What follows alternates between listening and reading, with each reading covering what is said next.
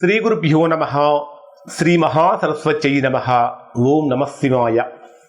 Narayana Sastry astrology channel వీక్షిస్తున్నటువంటి ప్రేక్షక మహాశీలకు స్వాగతం, సుస్వాగతం.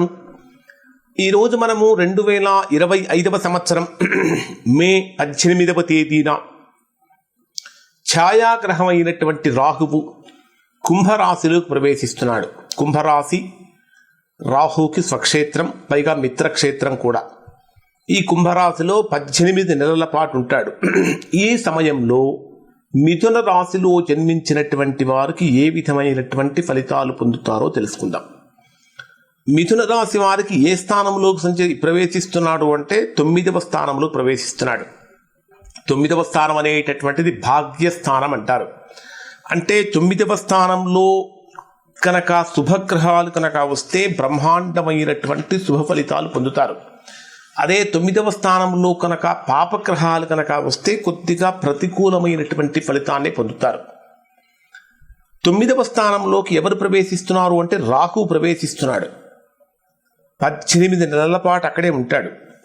9వ స్థానం సహజంగా దేనికి సంబంధించినటువంటిది అంటే దానానికి, ధర్మానికి, తీర్థయాత్రలు చేయడానికి, తపస్సుకి, గురువులను పూజించడానికి, గురువులంటే భక్తికి, ఆధ్యాత్మికపరమైనటువంటి అనుకూలతలకు, విద్య నేర్చుకోవటానికి, కొన్ని రకాలైనటువంటి గౌరవాలకు, ప్రయాణాలకు సంబంధించినటువంటి స్థానం. అంటే శుభకార్యాలు నిర్వహించడానికి, మంచి వాళ్ళతో స్నేహం చేయడానికి, ఇవన్నీ కూడా అంటే 9వ స్థానంలో శుభగ్రహాలు ఉన్నప్పుడు ఇప్పుడు చెప్పినవన్నీ జరుగుతాయి.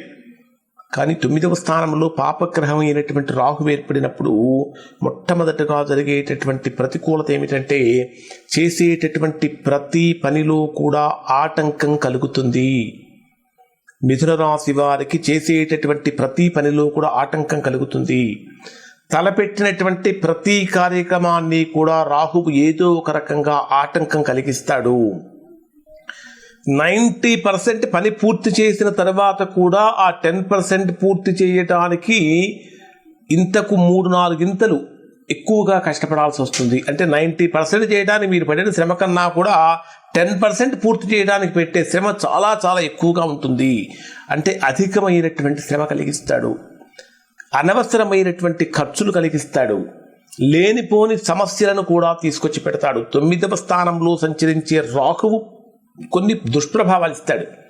దయచేసి మిథున రాశి వారు జాగ్రత్తగా వినండి. ఈ వీడియో చివరిలో ఖచ్చితంగా ఎటువంటి పరిహారాలు చేసుకుంటే రాహువు యొక్క ప్రతికూలతలు తొలగిపోతాయనే విషయం ఈ వీడియోలోనే తెలియజేస్తాను. ఆ పరిహారాలు ఖచ్చితంగా పాటించి చూడండి, మంచి ఫలితాన్ని పొందుతారు.